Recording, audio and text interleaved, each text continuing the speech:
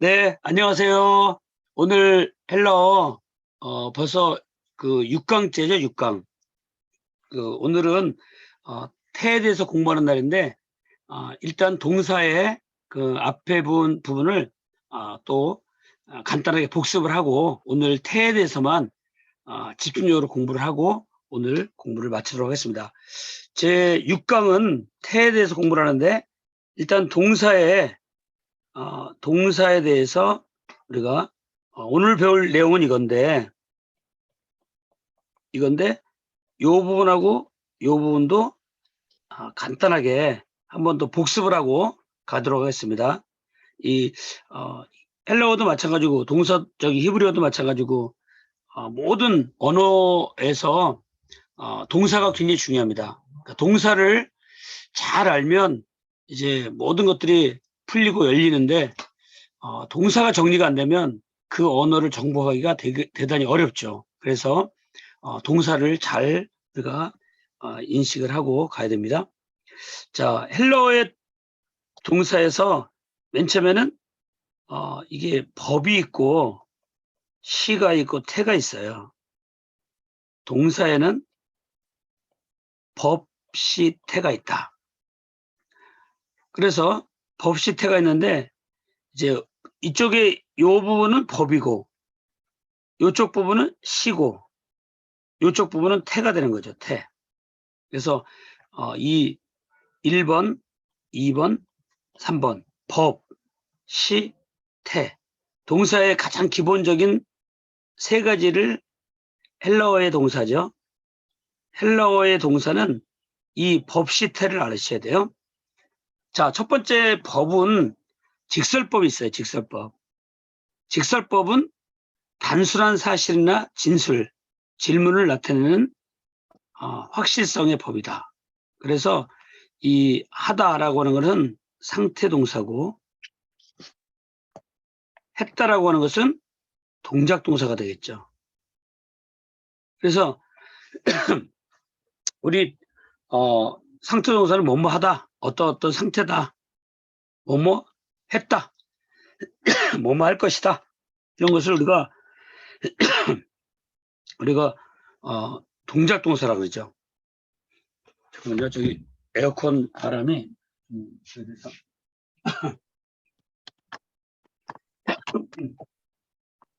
네.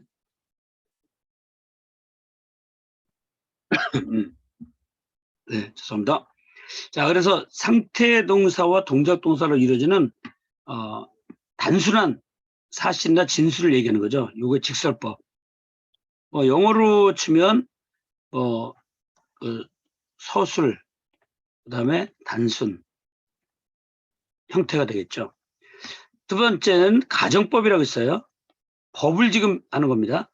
가정법은 영어로 치면 뭐죠? if가 되겠죠. 만약에 뭐뭐 한다면.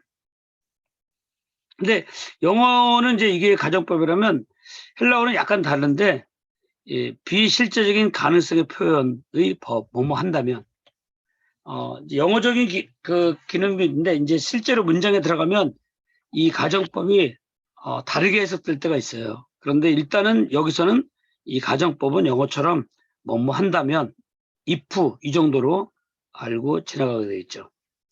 비실제적인 가능성의 표현.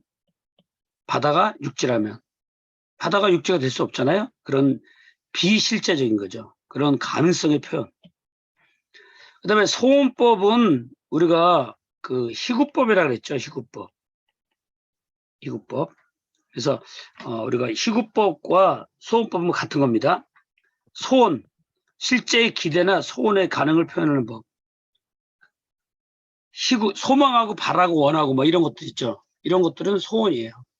그러니까 어떤 문장 속에서 소원법, 희구법으로 되어 있다 그러면 그 문장의 간절한 그 말하는 사람이라든가 저자가 성경에 말하는 사람이 아주 간절한 소망을 심고 지금 뭡니까 말을 하고 있다는 거죠.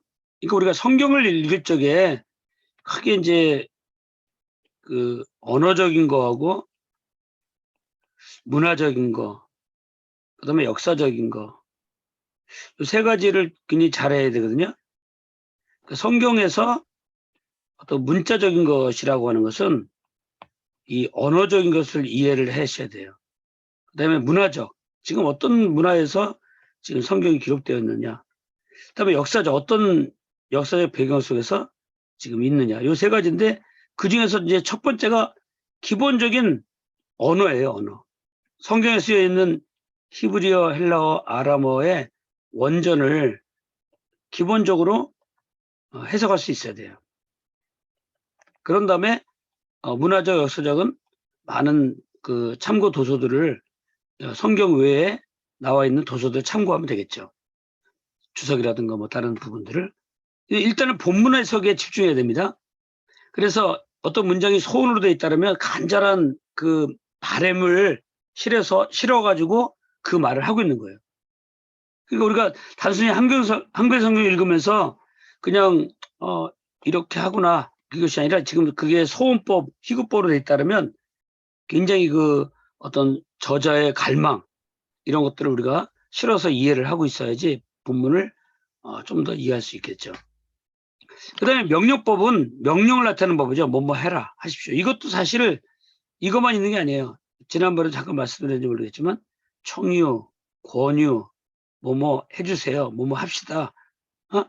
이런 것도 다 명령에 들어가는 거죠. 명령은 우리가 뭐뭐 하라, 해라, 하십시오. 이것만 기억하시면 안 돼요. 청유, 권유 이런 것도 다 명령어에 들어간다. 그 다음에 분사라고 있는데 이 분사는 이제 뭐 한문으로는 이렇게 쓰는데 분사인데 이 나눌 분자 써가지고 말씀 사자거든요. 근데 분사는 뭐냐? 동사에서 온 형용사예요. 그 다음에 부정사라고 있죠, 뒤에. 이 두 가지가 있는데 부정사는 헬라어에서 동사에서 온 명사. 이렇게 이 정도쯤으로 이해하고 있어야 돼요. 이렇게 해놓고 이제 나중에 다른 모양으로도 쓰이게 되는데 일단은 분사는 동사에서 온 형용사, 부정사는 동사에서 온 명사. 이렇게 개념을 잡으셔야 돼요. 자, 그 다음에 어디로 가느냐 하면 분사인데 부정사가 있는데 동사의 명사적 표현, 진행형의 법, 뭐뭐 할, 뭐뭐 하는 것 이렇게 됐죠? 이게 지금 뭐뭐 할은 사실은 형용사예요. 뭐뭐 하는 것이 명사고. 그런데 일단은 부정사는 뭐냐? 우리가 영어에서도 고가 이렇게 있는데 to를 붙여가지고 명사로 쓰죠. 가는 것은 어쩌고저쩌다 하는 것처럼 헬라어에서도 지금 뭡니까? 이 동사가 명사로 쓰고 싶어요. 그럴 때 이 동사에서 온 명사를 우리가 부정사다 그래요. 부정사. 물론 헬라어는 영어처럼 이렇게 투고를 붙이는 게 아니라 여기다가 뭐 ain이라든가 이렇게 어떤 꼬리가 붙어요. 그런 걸 우리가 부정사라고 그러죠. 앞으로 부정사는 자세하게 또 배웁니다. 지금은 부정사가 어떤 건가를 배우는 시간은 아니고 지금은 도표를 보는 방법을 먼저 배우는 겁니다. 부정사는 이거다. 그 다음에 분사는 뭐냐? 동사의 형용사적 표현이다. 그러니까 뭐뭐 하는, 뭐뭐 하고 있는 받침 니은으로 끝나죠. 요거. 그래서 형용사는 예쁜, 노란, 이렇게 받침 니은이나 받침 니은이나 뭐뭐으로 끝나는 말을 형용사라 그래요. 이걸 잘 기억하셔야 됩니다. 받침 니은이나 뭐뭐으로 끝나는 말은 형용사다. 이걸 잘 기억하셔서 동사인데 갑자기 ing를 붙여가지고 이래서 영어로 치면은 가고 있는 소년, 가고 있는 소년, 가다가 ing가 붙어가지고 가고 있는으로 바뀌었어요. 그럼 이 가다는 동사죠. 고니까 이건 동사. 가고 있는은 뭐예요? 형용사가 되는 거죠. 이런 거를 우리가 분사다 그래요. 분사. 그러니까 분사를 일단 영어로 이해하고 있으면 좀 편하죠. 네, 분사. 그다음에 이제 분사 명령이 있는데 이건 뭐냐면요. 분사이면서 명령어가 포함된 거예요. 그리고 뭐뭐 해라. 분사인데 뭐뭐 해라라고 해석되는 거죠. 이런 거를 우리가 분사 명령인데 요거의 지금 약자들을 기억하셔야 돼요. 분명이죠. 분명. 분명.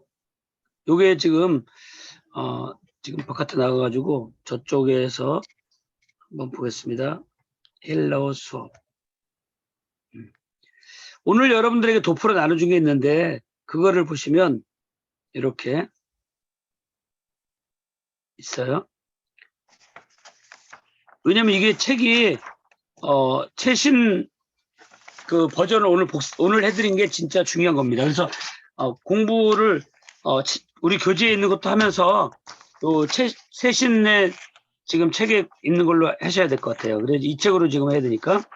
그러면 여기 보면 이제 뭐예요? 직설법이 나와 있는데 직설법이 있는데 요 직이라고 하는 걸 기억하시면 돼요. 약자가. 가정법이죠? 가. 희구법. 아까는 우리가 소음법이라고 있었죠? 희. 희구법이니까 희자 씁니다. 명령법이니까 명. 부정사니까 부. 분사니까 분. 자, 분사 명령적 의미. 그래서 이걸 분명이라고 그래요, 분명. 숙제하신 분들은 아마 이거 외웠을 거예요. 자, 그 다음에 이쪽으로 이제 요 도표라면은, 현재는 뭐예요? 현. 미완료 과거죠? 미완료는 미완. 미래죠? 미. 제일 부정과거가 있어요? 에어리스트인데, first 에어리스트. 이건데, 제1 과정 부정과거. 제2 부정과거. 제일 부정과거는 불규칙. 불규칙 동사. 제2 부정과거는 이거 잘못됐네요. 반대인 것 같은데. 반대로 됐네. 요거가 규칙 동사죠. 규칙 동사. 네. 규칙 동사. 요게 불규칙 동사. 그 불규칙 동사라고 하는 건 뭐냐면 어근이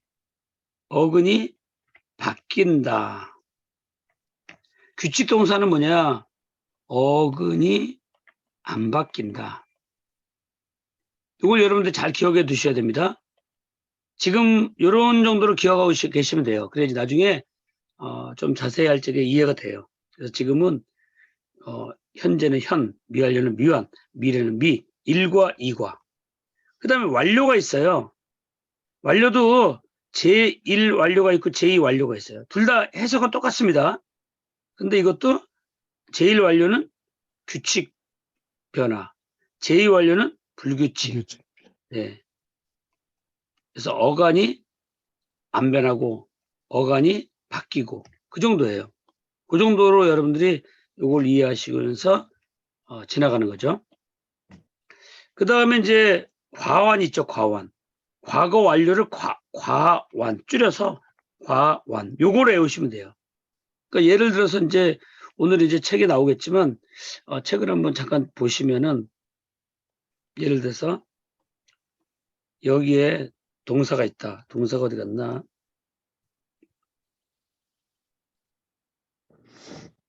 동사가 여기 있네. 여기 있네요. 여기가 동사예요. 그러면 동사가 써 있죠. 이거 동사. 명이라고 돼 있어요. 그러면 우리가 동사가 나오면 법, 시, 태 순서대로 온다 그랬죠? 네. 그럼 이건 뭐예요? 명령법이죠. 명령법. 그다음에 시간이 와야죠? 네. 시간. 일과가 왔어요. 이거 뭐예요? 뭐라 그래요? 일과가 뭡니까 아까? 제1 과거 완료? 그렇죠. 일과. 아까 도표 한번 보세요. 일과가 뭐로 돼 있어요? 부정과거라고 배웠죠? 부정과거. 네네. 기억하셔야 됩니다. 이거 달라요. 과거 완료 그러면 안 돼요? 네네. 부정과거. 부정과거.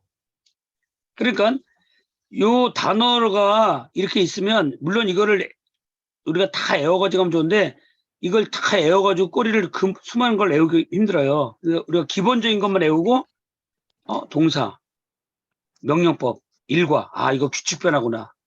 어간이 안 바뀌는구나. 이런 개념을 가지고 이제 보는 거죠. 능은 뭘까요? 아직 안 배웠지만. 능동태. 능동태. 이복은 뭘까요? 이복은. 이복은, 2인칭 복수. 인칭 복수. 네. 요거 이렇게 이제 앞으로 다 배우게 되면 이게 다 보입니다. 지금은 이게, 이게 뭔 소리야, 이게. 도대체 이게 뭐냐. 그러면 나중에 공부하면 동사, 명령법, 과정, 과거, 부정과거, 능동태, 2인칭 복수, 이게 딱 보여요. 그래서 2인칭 복수니까 뭐예요? 여기가 너희들이라고 하는 거예요. 너희들이 기뻐서 뛰놀라. 이렇게 해석되는 거죠. 이거 한글도 써 있죠. 스키르 테사테. 스키르 테사테. 읽을 수 있죠?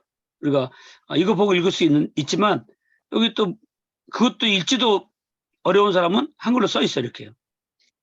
이게 이제 분해대조 성경이거든요. 분해대조 성경. 그러니까 우리는 4개월 동안에 흘러가는 걸 다 배운 다음에 이거 보고 배우는 거예요. 명사, 역격, 남성 단수, 저의사, 목적격, 정관사, 목적격, 중성, 복수, 형용사, 형용대명사, 목적격, 중성, 복수. 이런 것들을 헤메라가 있다. 그런데 명사, 역격, 여성이구나. 아로 끝났구나. 아싸, 아한. 우리 명사는 아직 안 배웠지만 앞으로 이렇게 변하는 걸 배워요. 그러면 이걸 보고 공부가 좀 이런 거 외우는 거 어려운 사람들은 이것만 가지고 그냥 가야 되고 공부가 좀 되는 사람들은 꼬리 변화까지 가면서 같이 가면 돼요. 그래서 모두가 갈 수 있는 공부죠. 그래서 그럼 질문이요, 목사님. 네네네. 그러면은 동사를 봤을 경우는 제일 처음에 나오는 게 법, 두 번째가 시, 세 번째가 태 이렇게 분해가 되는 거고 네네. 법, 또 시, 그 다음에 이제는 명사가 명사? 나온다면 이제 명사 네. 나온다면 격, 그 다음에 성, 그 다음에 인칭, 그 다음에 수 이렇게 차례대로 분해가 되는 거네요. 격성, 인수. 지금 예, 오늘 격성. 나눠드린 조금 전에 우리가 그 도표 있었잖아요. 예, 요 도표가 순서예요. 지금 요거 나오고 요거 나오고 요거 나오고 요거 나와요. 이렇게 이런 순서로 나와요. 명사는. 그다음에 네. 동사는 이건 처음에 이 중에 하나 나오고 또 이 중에 하나 네네. 나오고 이 중에 하나 나오고 이 중에 하나 네네네. 나오고 이렇게 순서대로 가는 거예요. 그러니까 오늘 나눠드린 도표가 중요한 거예요. 이 순서대로 가는 거예요. 이 책이 이렇게. 형용사는 이렇게 네. 가고 관사는 이렇게 가고 저의사는 이렇게 가고 접수사는 이렇게 가고 불변사는 이렇게 가고 요거 하나 둘 셋 넷 다섯 여섯 일곱 가지예요. 문화가 흐름이. 분해되는 순서대로 나열된 거네요. 네네. 순서대로 분해되는 순서대로 나열됐기 때문에 네. 요거를 우리가 잘 배울 필요가 있어요. 네, 그리고 알겠습니다. 요런 것들을 순서를 이렇게 옆으로 간다는 거를 꼭 기억해 주시고 이거가 굉장히 중요해요. 이 순서가. 그래서 요거만 외워놓으면 그래서 제가 숙제를 내드린 게 중요한 거예요. 그거 외우면은 이제 이 도표를 안 보고도 딱 볼 수 있거든요. 그리고 네. 이제 제가 설명해 드리면 이게 무슨 뜻인지 또 알아야 되고 그래서 같이 가는 거죠, 이제. 그러다 보면 나중에 이런 식으로 공부를 하다 보면 나중에 머리꼬리 막 외우지 않았는데 나중에 머리꼬리가 대충 보여요, 이제. 하도 이제 성책을 많이 보다 보면. 그러니까 예전에는 꼬리, 그다음에 머리, 우리가 이제 머리라고 했을 때는 뭐 과거형은 분사형은 또 이렇게 애가 앱술을 묻는 거 약간 배웠잖아요, 우리가요. 그리고 꼬리 뭐 OSA, 오메네트 이런 식으로 이런 거를 막 다 외워야 돼요. 근데 이런 걸 다 안 외워도 되는 게 지금 이렇게 도표로 나와 있단 말이죠. 그래서 요 도표를 외웠다 그러면 일로 가가지고 예를 들어서 뭐 어떤 거 봐도 명사를 보면 명사, 역격, 남성, 복수. 역격이기 때문에 애계가 딱 나오는 거예요. 이렇게. 얼마나 쉬워요. 이거 프로페타이스. 근데 이게 선지자들인데 복수구나. 남성이구나. 이건 지금 선지자들인데 남성이란 말이에요. 그리고 역격이기 때문에 애계가 딱 붙어 있어요. 이건 읽을 수 있고 이걸로 해석할 수 있고 굉장히 좋아요. 나중에 우리가 한 달 남은 3달을 문법을 배워요. 3달 동안은. 그다음에 한 달은 이제 문장 해석하는 법을 한 달 동안 집중적으로 배워요. 그러면 이제 주어는 어떻게 찾고 목적 어떻게 찾고 어떻게 넘기고 이런 것들을 한 달 동안 배우시게 되면 그거를 영상을 자주 보면 어떤 문장이든지 다 해석할 수 있어요. 그리고 맨 마지막에 이제 분사만 잘 처리해서 이게 주문장인지 어디서 끝났는지 뭘 했는지 분사하고 부정사가 제일 어려워요. 요거 마지막 시간에 이거 배워요. 분사와 부정사. 요것만 잘 해석할 수 있으면 이제 그분은 헬라어를 다 이제 본문을 해석할 수 있는 사람이 되는 거죠. 네. 그러니까 이런 걸 예를 들어 이게 나왔다 그러면 이거 정이다 그러면 이건 뭐예요? 정관사구나. 이거 뭐예요? 주격이구나. 주격이고 남성, 복수구나. 남성이고 복수. 네, 그러니까 이 파페레스라고 하는 단어가 있는데 조상들인데 이게 주격이에요. 그러면 주격이면 네. 반드시 나중에 문장론에 가면 주격이 주어가 되는 거예요. 네. 그러면 이건 뭐예요? 여기 영어로 치면 더가 붙은 거예요, 그냥. 더 파페레스라고. 이게 따라가 정관사니까 앞에 붙었잖아요. 근데 네네네. 이거랑 주격 남성 복수, 주격 남성 복수 똑같아야죠. 이거랑. 네네네. 영어는 하나밖에 없지만 헬라어는 이거 호헤토, 호이하이토 이거 다 외워야 돼요. 다 달라요. 여성이냐 남성이냐 단수냐 복수냐 이 관사가 다 달라요. 이 저기에 따라서. 그러니까 다 외워야 돼요. 근데 사실 외울 필요가 없어요. 이것만 알면 얘가 이거 따라오는 관사가 붙게 돼 있어요. 저절로. 그러니까 외울 필요가 없죠. 옛날에는 무식하게 막 외웠어요. 뭐 산토끼 노래가 불러가면서 이거 뭐야? 뭐가 잘못됐나? 뭐 빠져버렸나요? 다시 화면 공유 확인. 이거 뭐야?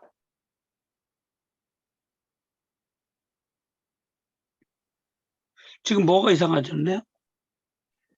기록 중은 됐는데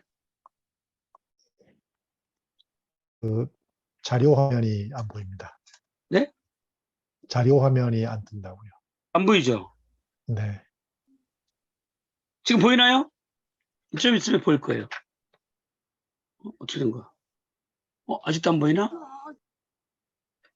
네, 아직 안 보입니다. 어떻게 된 거야? 화면 공유를 비디오 누르셔야 시작해서 안 됐나? 이제 화면. 그 생명수교라고 아, 있는 그 화면에다가 화면 공유를 사진. 하시면은 되지 않나요? 네네. 잘 모르겠습니다만. 이거 진짜 이상하네. 이런 일이 어떻게 갑자기 생겼지? 잠깐만요. 콘텐츠 공유. 화면. 네. 사진에서 돌고 있어, 지금.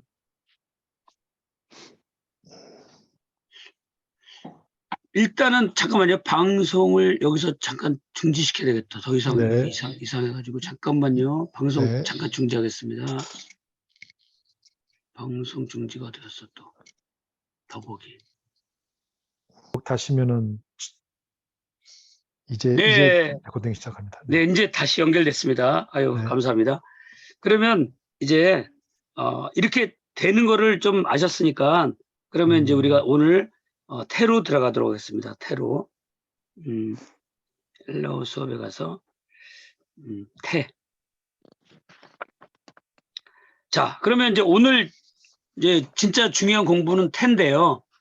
여러분들이 가지고 있는 교재를 보시면은 몇 페이지냐 하면은 8페이지입니다. 8페이지. 페이지 8페이지. 8페이지를 그거를 먼저 하도록 하겠습니다. 8페이지 있는 거를 하고 헬라어. 네. 네, 여기 있는 걸 먼저 하고 저쪽으로 갈게요. 네. 자, 우리가 태가 있는데 이것은 뭐냐 하면은 내용이 뭐냐, 태를 우리가 이해하셔야 돼요. 문장에서 태는 여기다 설명을 먼저 좀 하고 넘어갈게요. 문장에서 이 주어가 있고 동사가 있어요. 이렇게 이 동사가 있는데 이 동작의 관계, 어떤 연관이 있느냐, 주어가 했느냐 아니면 주어가 어떤 동작을 받았느냐. 받았다는 거는 이제 수동태가 되겠죠. 네. 이게 능동이 되겠죠. 주어가 했으면은. 그런 이 관계성에 대한 게 태예요. 태. 태가 몇 가지가 있냐면 7가지가 있어요. 이렇게 하나, 둘, 셋, 넷, 다섯, 여섯, 7가지. 태는 7가지가 있다. 이거를 보셔야 돼요. 자, 그러면 첫 번째로 보면 이 능동태가 있어요. 능동태. 능동태는 능이겠죠, 당연히. 자발적인 행동, 자연현상과 같은. 그래서 주어가 직접 행동을 하거나 제3자에게 행동을 가한다. 그런 걸 우리가 능동이라고 그래요. 내가 설악산에 갔다. 그럼 능동이잖아요. 이게 능동적인 거. 그 다음에 수동은 타의에 의한 행동. 주어가 다른 것에 의해 움직여지거나 영향을 받은 것을 수동태라 그래요. 수동태. 그러니까 뭐뭐에 의해서 뭐뭐 됐다, 되었다. 이런 느낌이 나오죠. 그러니까 나는 그 사람에 의해서 체포가 되었다. 그러면 수동태가 되는 거죠. 나는 원치 않는데 타의에 의해서. 그 다음에 중간태라는 게 있어요. 중간태는 이제 능동하고 수동은 영어에서도 좀 감이 오기 때문에 쉬운데 이제 헬라어가 갖고 있는 태가 있는데 중간태라는 게 있어요. 이게 이제 헬라어의 중요한 그 문법이거든요. 태가. 이건 뭐냐면 자기 자신을 위한 제기형, 셀프예요. 영어에서 뭐 마이셀프, 힘셀프 이런 거 있잖아요. 제기용법. 네, 제기용법. 내 자신을 위하여. 그러니까 주어의 자신을 위한 행동을 우리가 중간태라 그래요. 그러니까 동사의 동작이 주어 자신에게 또는 자신을 위해 행해지는 것을 나타내는 형태로 제기 동사의 형태죠. 뭐뭐 자신을 위해서 뭐뭐로 하다. 이렇게 해석되는 거죠. 이렇게 이해하시면 될 거예요. 여기까지도 그렇게 무난해요. 근데 이제 여기서부터 이제 헷갈리는데 일단 잠깐 말씀드리고 넘어갈게요. 이 디포넌트라는 말이 있어요. 디포넌트. 디포넌트는 뭐냐면 이게 라틴어가에서 왔는데 디포네레. 이게 버리다라고 하는 뜻이 있어요. 이게 버리다. 그래서 이제 거기서 뭐가 왔냐면 영어로 디포넌트라고 돼 있어요. 디포넌트. 이건 뭐냐면 꼬리가 우리가 전미사 약간 배웠잖아요. 전미사 꼬리가 있는데 이게 중간태나 수동태예요. 우리 중간태 배웠고 수동태도 약간 맛을 봤어요. 그리고 일로 온 거예요. 왜 그러냐면 그런 태가 있으니까. 그렇죠? 꼬리가 있어요. 분명히 꼬리 전미사가 중간태나 수동태인데 해석은 능동으로 해야 돼요. 이런 동사를 우리가 디포넌트 동사다 이래요. 그러니까 이것을 우리가 그 좀 우리말로 치면 그 혼동태라 그래요. 혼동태. 섞어놨다 이거죠. 혼동태. 처음 들어보셨을까? 뭐 이런 말은 혼동태.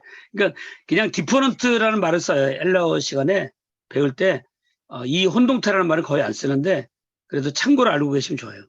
이 디포넌트 동사 이렇게 나가버려요. 아예. 그래서 첫 글자가 요 뒤로 하는 걸 잘 기억하시면 뒤. 그러니까 동사가 뒤로 나오면 이거 디포넌트구나. 그러면 이해할 적에 전미사가 중간태나 수동태 꼬리를 달고 있어요. 그런데 해석은 능동으로 해야 돼요. 이런 태를 우리가 디포넌트 동사다 그래요. 좀 이해가 되시겠죠? 뭐 아무 대답이 없으시네. 어렵네요. 약간 어렵죠? 예. 근데 이제 지금 문장이 아니기 때문에 여러분들이 지금 시점에서는 디포넌트 동사라는 게 있는데 디포넌트라는 게 있는데 이건 뭐냐? 디포넌트 동사란 무엇이냐? 꼬리가 우리가 하나 배운 거 있었죠. 뭐 해볼까요? 오마이 해볼까요? 오마이. 예를 들어서 오마이가 있어요. 오마이가 중간태 현재 1인칭 단수예요. 현재 1인칭 단수 오마이 배웠어요. 그리고 이제 수동태는 우리가 대가 들어간다 그래서 데소마이, 소마이 이런 게 있어요. 요거는 수동태예요, 지금. 약간 어려워지는데 그냥 겁먹을 거 없습니다. 그냥 어차피 그 책에는 다 써 있어요, 그게. 그러니까 예를 들어서 초록, 파란색으로 하면 어떤 문장이 이렇게 단어가 앞에 있는데 여기에 지금 오마이로 끝났어요. 그러면 이제 우리가 애온 사람들은 중간태라는 걸 알 수 있어요. 이거 오마이구나, 중간태구나. 데소마이가 붙었네. 이거 수동태구나. 그런데 지금 눈에 보이는 건 중간태 수동태인데 해석을 능동으로 하라. 그래서 이것을 디포넌트 동사라고 한다. 이렇게 되는 거죠. 그러니까 지금은 네네. 그러면은 그게 앞에 뭐 중간태 수동태 디포넌트든지 중간 디포넌트든지 수동 디포넌트든지 어쨌든 디포넌트는 다 해석은 능동으로 하는 거네요. 그렇죠. 네, 디포라는 말 뒤자가 들어가면 능동으로 네. 해석하는 거예요. 다만 이제 형태가 중간태나 수동태가 될 수 있다 이거죠. 예. 네. 아, 그렇게 예, 지금은 알겠습니다. 지금은 그 정도로 이해하시는 게 좋아요. 너무 이게 깊이 이거 생각을 하면 너무 어렵게 느껴져요, 이 부분이. 그래서 디포넌트 동사 자체를 오늘은 이해하시면 좋아요. 꼬리가 중간태나 수동태예요, 지금. 그런데 능동으로 해석한다. 그러니까 히브리어에서도 지금 와우 접수하라는 게 있어가지고 미완료인데 완료로 해석하라. 완료인데 미완료로 해석하라. 이런 게 있거든요. 히브리어에서도. 그런 것처럼 헬라어에서는 이거를 갖다가 디포넌트 동사다 그래요. 예, 알겠습니다. 그다음에 이제 만약에 히브리어에서는 그 와우 접속사 이런 건 이제 나중에 히브리어에서 배웁니다. 이런 히브리어 혹시 좀 아시는 분은 와우 접속사 개념으로 뭐 이해를 하셔도 뭐 틀린 건 아닐 거예요. 근데 그거하고는 약간 개념은 다르지만 이 헬라어는 독특하게 이 디포넌트 동사라는 게 있어요. 동사. 자, 그래서 여기까지는 쉬워요.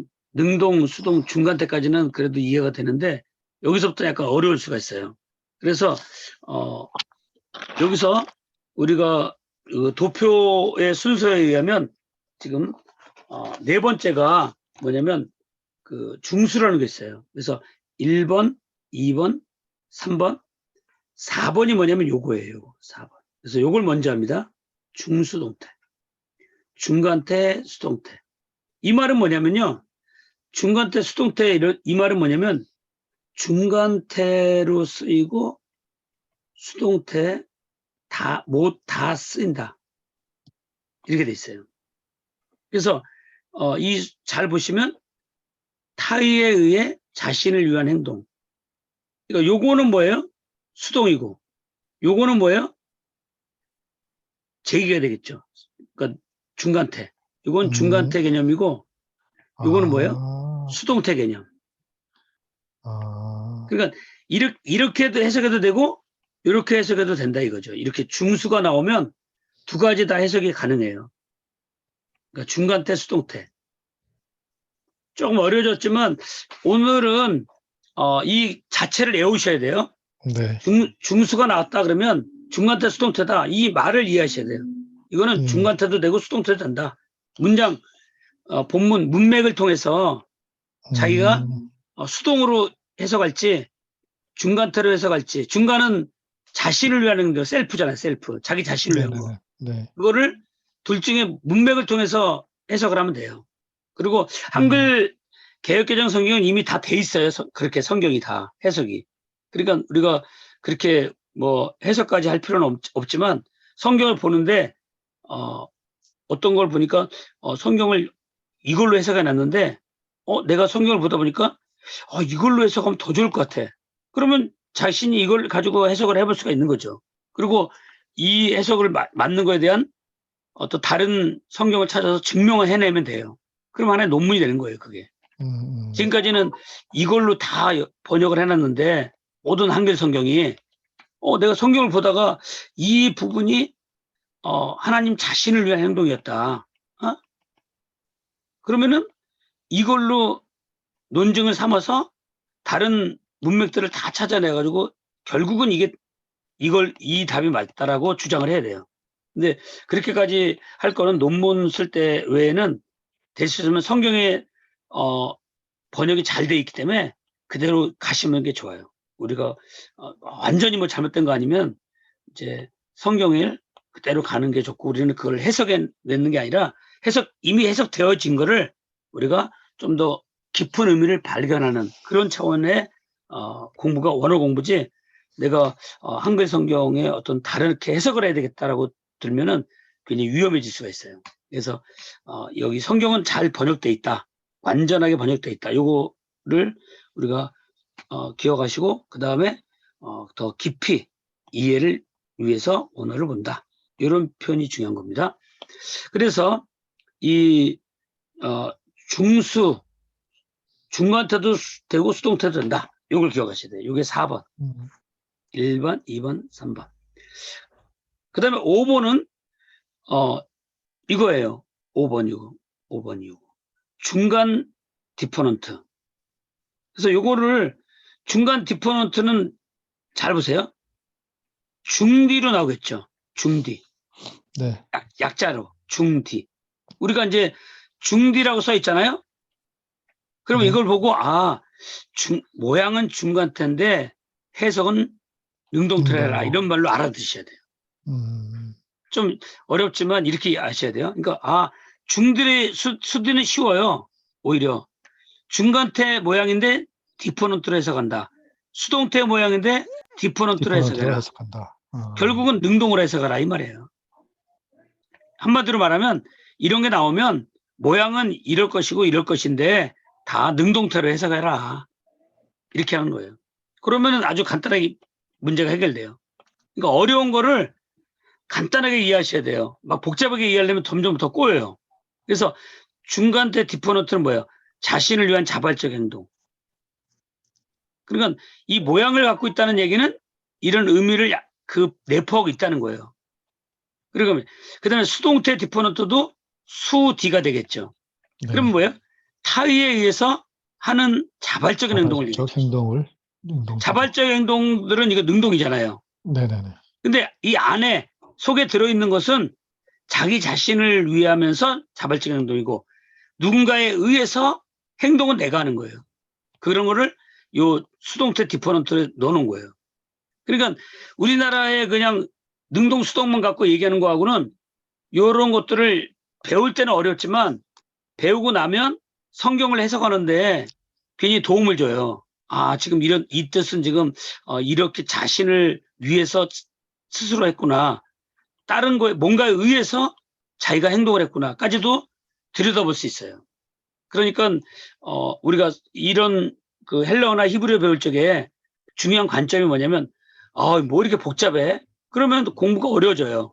점점 할수록. 그런데 한글에서 능동 수동 이렇게만 보면 그냥 했다, 되어졌다 이렇게 하면 이걸로 두 가지 끝나지만 7가지 관점을 가지고 동사를 우리가 해석해 나가면 굉장히 우리가 깨닫지 못한 많은 부분들을 우리가 요것만 이해하면 내가 성경을 더 깊이 볼 수 있게 큰 도움이 되는구나, 이런 그 성경을 깊이 보고 세분하게 보고 세밀하게 세밀하게 들리는 주님의 음성을 듣고자 하는 갈망 속에 이런 공부가 이루어지면 참 재밌어요. 그런데 뭐가 이렇게 복잡하냐, 아유 나 힘들다, 뭐 이렇게 되면 점점 어려워져요. 그러니까 항상 그 공부하실 적에는 이거 어디로 갔어?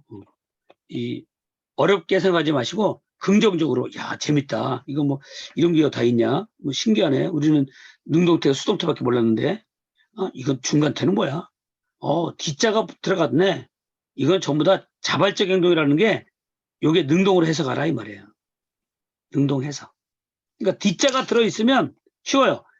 디포넌트 동사를 아까 내가 2번 설명하고 여기서 또 설명했거든요. 그러니까 오늘 디포넌트 동사를 집중적으로 얘기할 거예요. 그냥 귀에 못이 박도록. 그러면 디포넌트 동사를 안 잊어버려요. 디포넌트 동사는 뭐냐? 중간태, 수동태, 꼬리인데 능동태로 해석하라, 이거예요. 한마디로 얘기하면. 그렇게 머릿속에 딱 넣어놓으셔야 돼요. 이해가 되십니까? 네, 목사님 하나만 더 확인하고 싶은데요. 네네네. 그러면은 그 디포가 들어간 그 뭐 중수 디포나 뭐 네. 중간 디포나 뭐 수동 디포나 뭐 어차피 해석은 다 능동으로 하지만 네네. 그 중수동태로 되어 있는 것만 문맥에 의해서 중간태로 하든지 수동태로 하든지 그런 취사 선택하면 되는 거네요. 그렇죠. 네네. 네, 근데 요걸 알겠습니다. 잘 보시면, 요거를 잘 보시면 중간태 디포넌트, 수동태 디포넌트잖아요. 네, 이거 능동으로 해석은 하는데 네, 이 안에 내포된 게 이런 게 있단 말이에요. 자신을 위해서 자발적 행동, 타인에 의해서 자발적 행동이다. 예, 이런 예. 요 내용이 내포돼 있어요. 내포. 그게 이제 그 앞에 있는 예. 중간태에서 수동이냐, 수동태 디포넌트냐, 수동태냐, 예, 중간태 디포넌트냐. 거기에 그, 의미가 담겨 있는 그 거죠. 모양을 보면서 요 네, 의미가 안에 내포돼 있는 거예요. 예, 예, 예. 그러니까 알겠습니다. 단순한 능동이 아니, 그냥 능동이면 이거 쓰죠. 능동태, 그죠? 네, 능동태. 근데 예. 요 능동은 중간, 능동인데 그 행동의 내면에는 뭐가 있느냐면 자신을 위해서 행동을 한 거예요. 그러면 요 수동은 네, 누군가에 의해서 자발적으로 행동한 거예요. 네, 네, 약간 어렵지만 자꾸 들어보시면 좀 이해가 되실 거예요.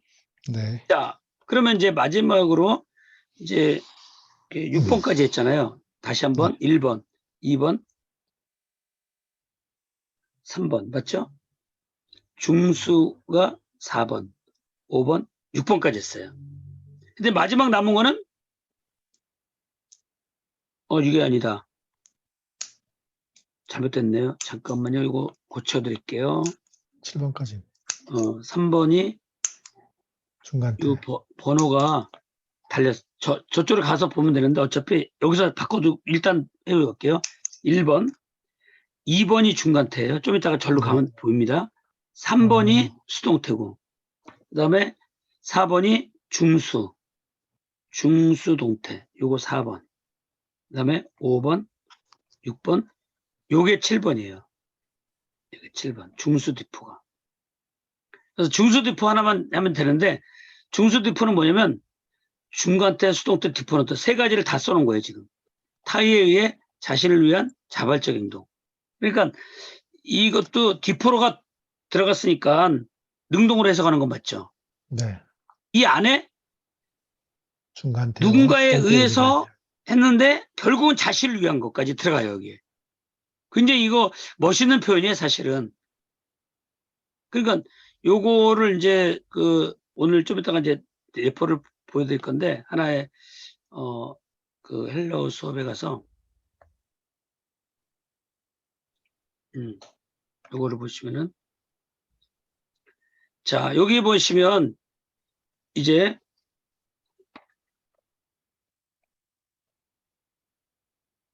자, 요 문장을 보면 이런 게 있어요.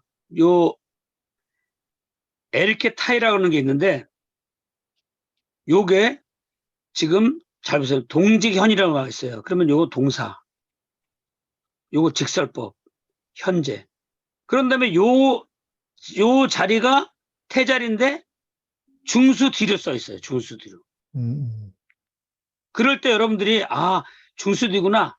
그러면 아까쯤에 7번째 태 7번째에 해당되는 중수 뒤가 온 거예요. 그러면 우리가 이런 걸 다 못 외웠기 때문에 이걸 갖고 하는 거거든요. 이걸 다 외우면 이것만 갖고 하면 되는데 이걸 다 외우기가 어려워요. 4개월 동안에 다 외우기가 어려워요. 그래서 도표를 활용하는 거예요. 우리가 외우지 않고도. 그래서 이거 중수뒤다. 이 말을 이해하시면 돼요. 이건 뭐예요? 중간태, 수동태, 디포넌트. 디포넌트 능동해서. 네. 그러면 일단 디포넌트가 들어갔죠. 네. 그러면 해석은 뭘로 해요? 능동으로. 능동태로. 네. 능동으로. 그런데 이 내면의 세계에서 중간태 개념도 있고 수동태 개념도 있는 거예요. 그러니까 누군가에 의해서 자기 자신을 위한 행동을 하는 거. 예. 근데 이게 이제 뭐냐면 잘 보시면 시간이 온다라는 거거든요. 요 놀랍게 여기지 말라. 무덤 속에 있는 자가 다 그의 음성을 들을 때가 온다라고 했는데 때가 오는 거예요. 때가 오는 걸 요거만 오늘을 기억해 보세요. 시간이 온다는 거예요. 시간이 오는데 이상히 여기지 말라. 무덤 속에 있는 자가 다 그의 음성을 들을 때가 온다. 그런 시간이 온다. 호라라고 하는 이게 시간이거든요. 시간이 온다는 거예요. 이 동사인데 동사 직설법 현재 여기까지 쉬운데 딱 여기 중수대가 붙어 있어요. 그러면 이 모양은 중간대나 수동태 모양이겠구나 하고 지금 뭐예요? 내가 해석은 이 시간이 오는 걸로 능동으로 해석해야 돼. 시간이 오는 거예요, 지금. 오는데 그냥 오는 게 아니라요. 누군가가 보낸 느낌 있죠. 그런 때가 오는데 누군가가 주님이 보낸 거죠. 어떤 네. 수동이 이 때 시간에 자기가 이게 물질인데 자기가 능동적으로 오는 게 아니잖아요. 누군가가 보낸 사람이 있어요. 시간을. 그 네. 때가 보낸 사람이 있어요. 그리고 이 보낸 사람 자신을 위해서 지금 보내는 거예요. 온다라고 하는 게. 에르케 타이가 이런 거를 한글에는 그 해석이 안 돼요. 도저히 해석할 수 없어요. 그냥 이를 놀랍게 여기지 말라. 무덤 속에 있는 자가 다 음성을 들을 때가 온다. 이렇게 돼 있어요. 그러면 이거 한글만 보는 사람은 도저히 이 원어를 해석을 못 해요. 원어의 이해를 못 해요. 그냥 여기서 놀랍게 여기지 말라. 무덤 속에 있는 자가 다 그의 음성을 들을 때가 오나니. 그런 건 이제 많은데 우리는 이제 이 원어를 배운 사람, 헬라어를 배운 사람은 이 동사를 보는 거예요. 온다라고 하는 거. 이 온다가 그냥 어떻게 오는 건가. 오는 거 딱 보니까 중수 뒤로 돼 있어요. 그러면 디퍼런트니까 시간이 오는 건 맞아요. 능동적으로. 왜? 디퍼런트 동사니까. 해석은 능동으로 해야 되니까. 그런데 이 안에 내면의 세계를 이해할 수 있어요. 누군가가 보낸 거예요. 그리고 그 자신을 위해서. 그러니까 이 때에도 결국은 뭐예요? 다 보낸 사람이 있고 그 자신을 위해서 보낸 거죠. 이런 느낌이 중수 뒤에 담겨져 있다는 거죠. 그럼 그래서 목사님, 네. 예, 방금 그 예로 드신 거를 지금 우리가 배운 태를 네. 이용해서 이해를 한다면은 네. 하나님께서 당신 자신을 위해서 그 때를 네. 보내셔서 우리가 그 때를 맞게 된다는 그런 뉘앙스가 들어있는 거네요. 그렇죠. 그러니까 그 뉘앙스가 요거를 태에 나타나는 거네요. 그렇죠. 태에서 예. 태를 정말로 해석 잘하면 네. 이런 문장들을 보고 막 은혜를 받아버려요. 자신이 그냥. 예, 왜냐면 예. 요 온다는데 그냥 때가 오는구나. 이렇게 한글에는 이거 더 이상 없어요. 지금 네네네. 설명할 수가 없어요. 그런데 히브리어도 그렇고 히브리어도 7가지로 변하거든요. 헬라어도 7가지 태가 있고 그럴 때 이 동사가 담고 있는 여러 가지 기능이 다 여기 담겨져 있어요. 동사 속에. 그거를 온다라고 할 때 그냥 시간이 오는 게 아니라 시간이 누가 보낸 게 사람이 있는 거고 보낸 사람 자신을 위해서 오는 거예요. 그러면 정말로 이를 놀랍게 여기지 말라. 무덤 속에 있는 자가 다 그 음성을 들을 때가 오나니. 그 해석을 깊이 있게 해석할 수 있는 거죠. 네네. 그냥 우리가 단순히 한글로 보는 게 이 때가 온다라고 더 이상 없어요. 이게 지금 때가 온다. 이거 능동이잖아요. 때 자신이 오는 거잖아요. 이거 능동이에요. 지금 오게 되어진다가 아니잖아요. 때가 오는 거 능동이에요. 그런데 이 안에는 뭐예요? 중간때, 수동태, 디퍼런트 동사로 헬라어가 돼 있단 말이에요. 이해되시죠? 예. 네네. 그렇게 앞으로 여러분들이 이제 이거는 제가 오늘 지금 중수들을 하나 보여드리기 위해서 제가 예문을 갖고 나온 거고 여러분들은 이제 앞으로 이제 그 4개월 차에 가면 제가 이걸 다 풀어줘요. 예를 들어서 이걸로 이제 4개월 차에 가면은 말라, 이상히 여기지 말라. 이게 주어고, 이게 동사고, 이것이 목적어고, 이게 주문장이에요, 주문장. 그리고 때문이다. 이거 뭐예요? 종속절. 시간이 오기 때문에 이상히 여기지 말라는 거죠. 그리고 이거 주문장인데 여기에 이제 이게 뭐냐면 관계대명사 절이에요. 그래서 여기서부터 여기 끝까지 해서 요 시간을 꾸며주고 있어요. 요 시간이 무슨 시간이냐? 무덤 속에 여기 우리말도 잘 보시면 무덤 속에 있는 자가 다 그의 음성을 들을 시간이 오는 거예요. 그런 시간이 오는 거예요.